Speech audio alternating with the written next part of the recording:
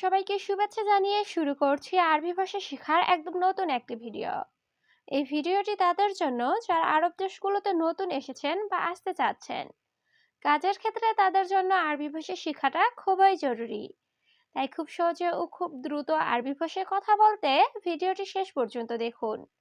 ভিডিওটি ভালো লাগলে চ্যানেলটি সাবস্ক্রাইব করে আমাদের সাথেই থাকুন।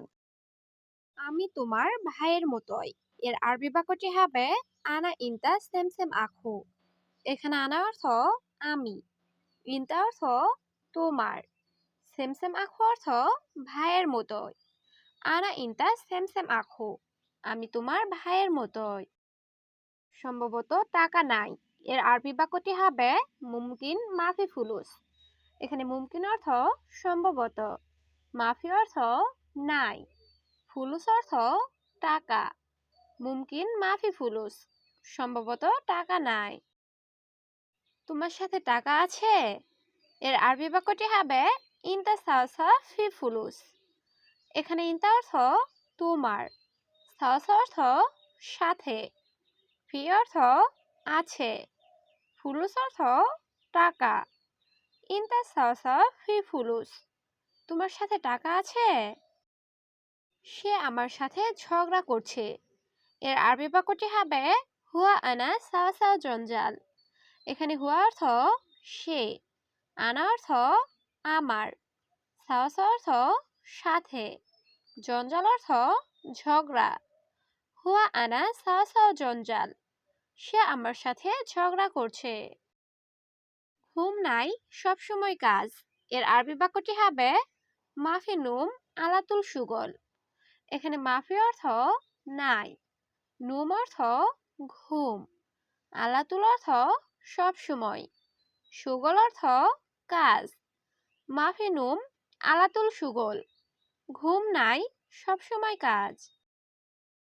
তুমি এক নাম্বার বোকা। এর আরবি বাক্যটি হবে ইনতা মুকমাফি রগম অহেদ। এখানে ইনতা অর্থ তুমি, মুকমাফি অর্থ বোকা, রগম অহেদ অর্থ এক নাম্বার। ইনতা মুকমাফি রগম অহেদ, তুমি এক নাম্বার বোকা। নতুন লোক, সে বুঝে না। এর আরবি বাক্যটি হবে মাফি মালুম হাদা জেদিদ নফর। এখানে মাফি মালুম অর্থ বুঝে না, জেদিদ অর্থ নতুন, নফর অর্থ লোক। মাফি মালুম হাদা জেদিদ নফর, নতুন লোক, সে বুঝে না। তারপর তুমি আমার সাথে যাবে। এর আরবি বাক্যটি হবে বাদেন আনা সাওসা রুহ ইনতা। এখানে বাদেন অর্থ পরে বা তারপর, আনা সাওসা অর্থ আমার সাথে, রুহ অর্থ যাওয়া, ইনতা অর্থ তুমি। বাদেন আনা সাওসা রুহ ইনতা, তারপর তুমি আমার সাথে যাবে। কাজটি জলদি শেষ করো। এর আরবি বাক্যটি হবে হাদা সুগল সুরা সুরা খালাস। এখানে হাদা সুগল অর্থ কাজটি, সুরা সুরা অর্থ জলদি, খালাস অর্থ শেষ করা। হাদা সুগল সুরা সুরা খালাস, কাজটি জলদি শেষ করো। তুমি ভয় পেও না। এর আরবি বাক্যটি হবে ইনতা মাফি খৌফ। এখানে ইনতা অর্থ তুমি, খৌফ অর্থ ভয় পাওয়া, মাফি খৌফ অর্থ ভয় না পাওয়া। ইনতা মাফি খৌফ, তুমি ভয় পেও না। কি বকবক করছো? এর আরবি বাক্যটি হবে এশ গিরগির। এখানে এশ অর্থ কি, গিরগির অর্থ বকবক করা। এশ গিরগির, কি বকবক করছো? তুমি জলদি আসো। এর আরবি বাক্যটি হবে ইনতা তাল সুরা সুরা। এখানে ইনতা অর্থ তুমি, তাল অর্থ আশা, সুরা সুরা অর্থ জলদি বা তাড়াতাড়ি। ইনতা তাল সুরা সুরা, তুমি জলদি আসো। তুমি এখানে কাজ করবে। এর আরবি বাক্যটি হবে ইনতা সুগল হেনা।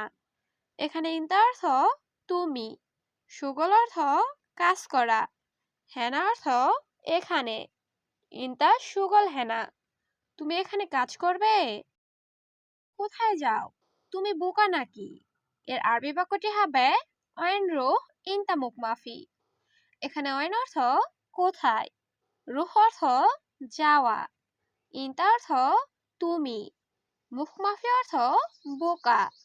অয়েন রুহ ইনতা মুখমাফি, কোথায় যাও, তুমি বোকা নাকি? আমার কর্মচারী সফরে গেছে। এর আরবি বাক্যটি হবে আনা আমেল রুহ সফর। এখানে আনা অর্থ আমার, আমেল অর্থ কর্মচারী, রুহ অর্থ যাওয়া। আনা আমেল রুহ সফর, আমার কর্মচারী সফরে গেছে। আমি এখানে আছি, যাব না। এর আরবি বাক্যটি হবে আনা মজুদ হেনা মাফি রুহ। এখানে আনা অর্থ আমি, মজুদ অর্থ আছি, হেনা অর্থ এখানে, মাফি রুহ অর্থ যাব না। আনা মজুদ হেনা মাফি রুহ, আমি এখানে আছি, যাব না। খাওয়া শেষে আমি পরে আসব। এর আরবি বাক্যটি হবে আক্কেল খালাস বাদেন আনা ইজি। এখানে আক্কেল অর্থ খাওয়া, খালাস অর্থ শেষ, বাদেন অর্থ পরে, আনা অর্থ আমি, ইজি অর্থ আসা। আক্কেল খালাস বাদেন আনা ইজি, খাওয়া শেষে আমি পরে আসব। তাড়াতাড়ি কাজ শেষ করো। এর আরবি বাক্যটি হবে সুগল খালাস সুরা সুরা। এখানে সুগল অর্থ কাজ, খালাস অর্থ শেষ, সুরা সুরা অর্থ তাড়াতাড়ি। সুগল খালাস সুরা সুরা, তাড়াতাড়ি কাজটি শেষ করো। এই কাজে বেতন বেশি। এর আরবি বাক্যটি হবে হাদা সুগল রাতিব জিয়াদা। এখানে হাদা অর্থ এই, সুগল অর্থ কাজ, রাতিব অর্থ বেতন, জিয়াদা অর্থ বেশি। হাদা সুগল রাতিব জিয়াদা, এই কাজে বেতন বেশি। তুমি উপরে যাও। এর আরবি বাক্যটি হবে ইনতা রুহ ফুক। এখানে ইনতা অর্থ তুমি, রুহ অর্থ যাওয়া, ফুক অর্থ উপরে। ইনতা রুহ ফুক, তুমি উপরে যাও। বস, আমার খাবার লাগবে। এর আরবি বাক্যটি হবে মুদির আনা আবগা আক্কেল। এখানে মুদির অর্থ বস, আনা অর্থ আমার, আবগা অর্থ লাগবে, আক্কেল অর্থ খাবার। মুদির আনা আবগা আক্কেল, বস আমার খাবার লাগবে। আমি এখন ঘুমাবো। এর আরবি বাক্যটি হবে আনা আলহিন নুম। এখানে আনা অর্থ আমি, আলহিন অর্থ এখন, নুম অর্থ ঘুমানো। আনা আলহিন নুম, আমি এখন ঘুমাবো। আমি বাথরুমে যাব। এর আরবি বাক্যটি হবে আনা রুহ হাম্মাম। এখানে আনা অর্থ আমি, রুহ অর্থ যাওয়া, হাম্মাম অর্থ বাথরুম। আনা রুহ হাম্মাম, আমি বাথরুমে যাব। ও মোহাম্মদ, দোকানে যাও। এর আরবি বাক্যটি হবে ইয়া মোহাম্মদ রুহ বাক্কালা। এখানে ইয়া মোহাম্মদ অর্থ ও মোহাম্মদ, রুহ অর্থ যাওয়া, বাকালা অর্থ দোকান। ইয়া মোহাম্মদ রুহ বাকালা, ও মোহাম্মদ দোকানে যাও। তুমি আমার কাছে বলবে। এর আরবি বাক্যটি হবে ইনতা কালাম আনা সাওয়া সাওয়া। এখানে ইনতা অর্থ তুমি, কালাম অর্থ বলা, আনা সাওয়া সাওয়া অর্থ আমার কাছে। ইনতা কালাম আনা সাওয়া সাওয়া, তুমি আমার কাছে বলবে। তার কাজ ভালো না হলে এর আরবি বাক্যটি হবে হুয়া মাফি সুগল মিয়া মিয়া। এখানে হুয়া অর্থ তার, মাফি সুগল মিয়া মিয়া অর্থ কাজ ভালো না হলে। হুয়া মাফি সুগল মিয়া মিয়া, তার কাজ ভালো না হলে। তুমি এক সপ্তাহ দেখো। এর আরবি বাক্যটি হবে ইনতা ওয়াহেদ ইসবু শুফ। এখানে ইনতা অর্থ তুমি, ওয়াহেদ অর্থ এক, ইসবু অর্থ সপ্তাহ, শুফ অর্থ দেখা। ইনতা ওয়াহেদ ইসবু শুফ, তুমি এক সপ্তাহ দেখো। তাকে সব কাজ দেখিয়ে দাও। এর আরবি বাক্যটি হবে কুল্লু সুগল হুয়া শুফ। এখানে কুল্লু অর্থ সব, সুগল অর্থ কাজ, হুয়া অর্থ সে বা তাকে, শুফ অর্থ দেখা বা দেখানো। কুল্লু সুগল হুয়া শুফ, তাকে সব কাজ দেখিয়ে দাও। তুমি নিচে যেও না। এর আরবি বাক্যটি হবে ইনতা মাফিরু তাহাত। এখানে ইনতা অর্থ তুমি। রুহ অর্থ যাওয়া, মাফি রুহ অর্থ না যাওয়া, তাহাত অর্থ নিচে, ইনতা মাফি রুহ তাহাত, তুমি নিচে যেও না। ঠান্ডা পানি দাও এর আরবি বাক্যটি হবে জিব ময়া বাড়ি।